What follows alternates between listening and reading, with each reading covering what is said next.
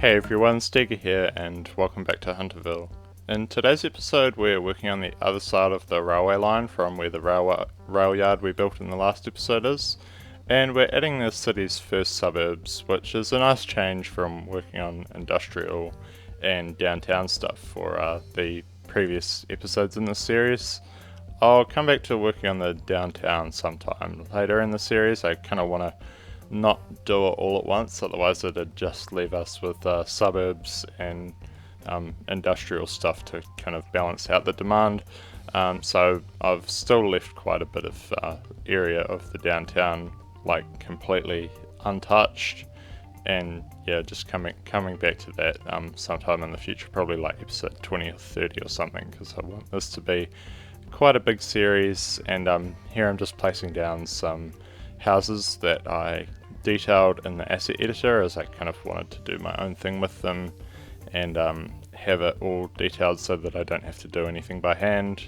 And since we're building on a grid in this part of the city, it's really easy to make them all fit together nicely and have all the details I wanted. And I was just using some small trees too. I think they're the regular trees by Pedelmo. And I find that they're a lot shorter than some of the other trees you can download for this game. And I think they work better in terms of scale for comparison with the buildings and stuff, because some trees can end up looking like 10 stories tall, and that kind of throws everything out of scale for the rest of the area. Here though, I was working on a little overpass over the railway line. I kind of wanted for there to look like there was a road coming straight through, and parts of that were left over from before this overpass was here, but I don't think I quite achieved what I was going for, so I might redo this part sometime in the future. But anyways, I'm putting down these concrete walls to kind of create the abutment for the bridge so that it has some supports and isn't all looking elevated, because it doesn't need to be necessarily, and just kind of using Move It to line it up with the curves and have it not look so square and stuff.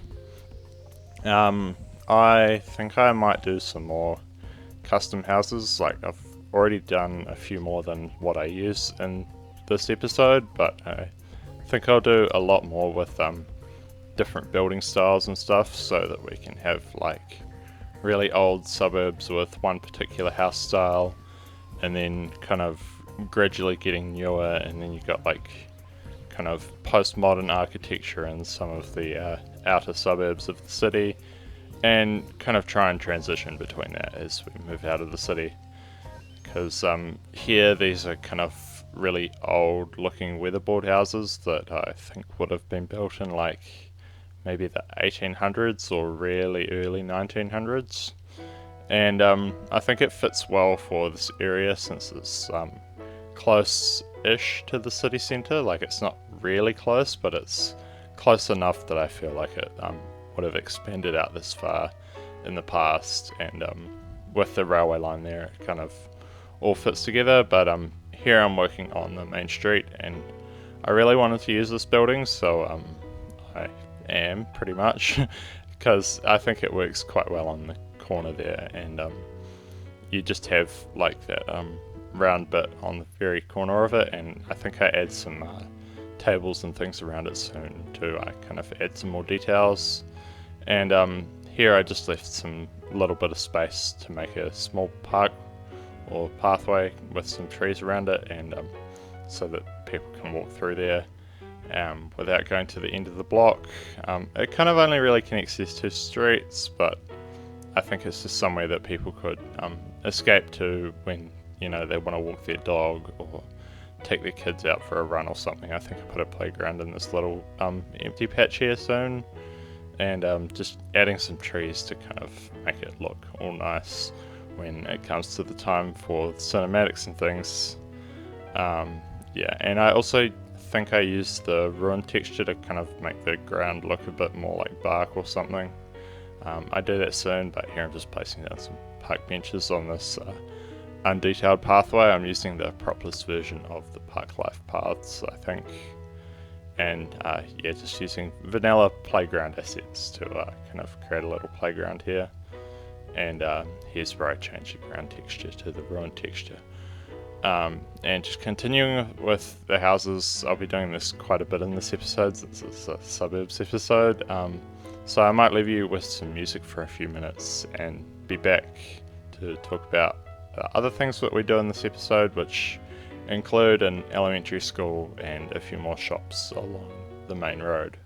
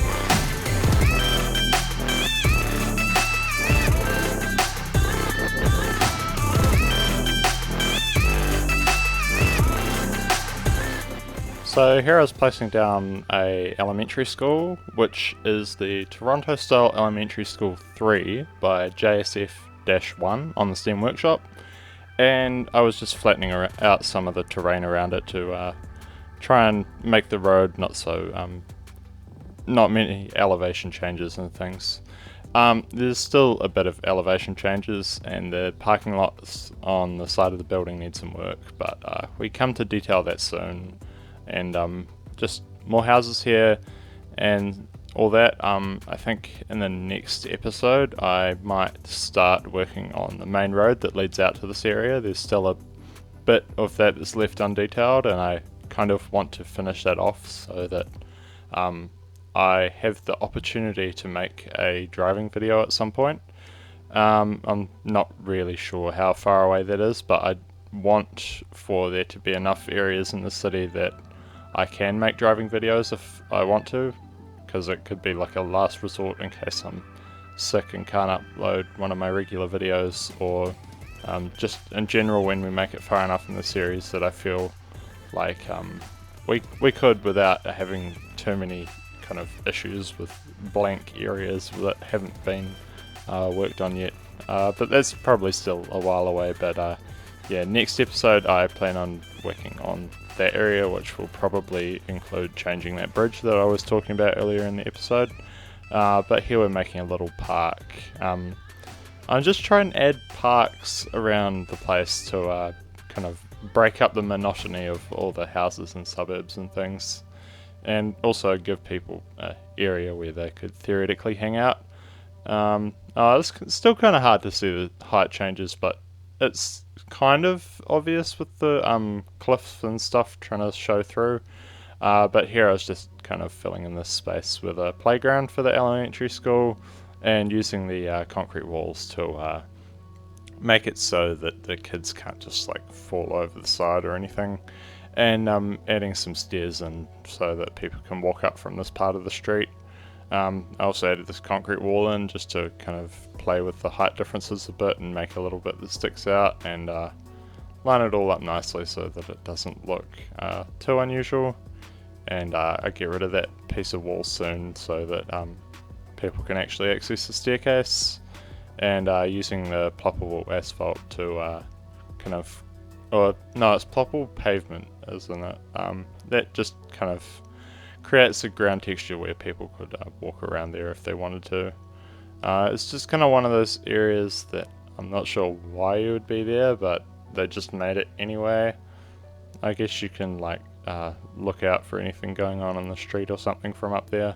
But just adding this playground in here to kind of give the kids something to do on their lunch break or something, and adding in a basketball court decal. And I think I lower this down a little bit so that it fades away a bit and doesn't look so strong for the area, because it's not really an area where I feel like it would be maintained that well. And of course more houses and stuff. Yeah, I think the next episode will be out in 2 weeks time from now. I'm recording this on like the 3rd of February, and I think the episode came out on like the 15th or something. But yeah, I'm just trying to do it ahead of time, as I'm not sure if I'll get time between now and when this video actually comes out to record it. So I'm doing it a little bit early, but it'll be it's released 2 weeks after the previous episode anyway, and the next episode will be released 2 weeks after this, hopefully. And then after that, I hope to be able to do weekly uploads throughout like the whole of March. It just depends though, because I go back to university and like by the time this episode's out, and I hope to have recorded like 3 videos by the time this episode comes out. Like my gaming PC is down there, and I kind of need that to do all the time-lapse stuff. I mean, I can do editing and stuff on my laptop and record this audio, but let's just say I get like 1 FPS on my laptop, and I don't even think that it'd make for a good time-lapse if it was sped up 6 times, because you'd be getting like 6 FPS, and also it's really horrible to play on that. But yeah, anyway, that is my plans. We'll see how it goes. I might not be able to do weekly uploads at all, but I strive for it at least, because I know that the algorithm prefers it if you have weekly uploads, and it improves your access, like how many impressions you get in browse and stuff. But yeah, half of you probably don't even understand what I'm talking about, because you don't know much about YouTube. You just watch it, see something come up on YouTube and watch it. But yeah, anyway, now I'm kind of starting on the other side of this area, and you see the main road going down the middle at a different angle to the rest of this grid that lines up with the main city grid, whereas the part of this grid in this suburb lines up with the direction of the train line, which is not the same as the main city grid. But yeah, and beyond here, I don't know what the roads will do. I think they'll kind of go on some weird angles, because it's quite hilly beyond here, and kind of just some more curvy roads and stuff. Yeah, that's all I got to say for now, so I guess I might leave you with some more music for a few minutes more until we reach the main road.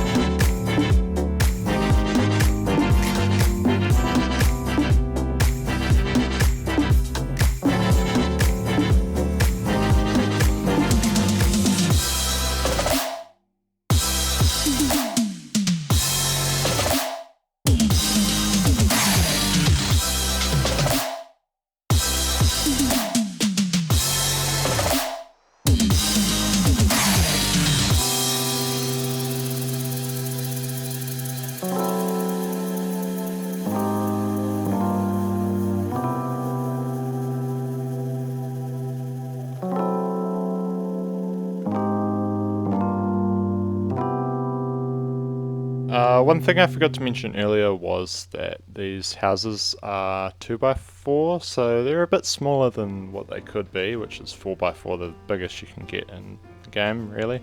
And I did that on purpose so that they look like they're taking up a lot of space, but aren't really, and they're quite small buildings that I'm actually using in these lots too. Maybe in some of the other suburbs I'll use some different house sizes, but I feel like this smaller 2x4 size makes it appear a lot larger than it really is, and I'm using a few 3x4 houses where I kind of needed to because of the space that was left over, but yeah, they're all the custom ones that I detailed in the asset editor. And now we're moving on to the main street, where I'm just placing down some single story and two-story buildings. I didn't want the height of these ones to be too high, as I felt like it's just a quiet little suburb that's been here for a really long time.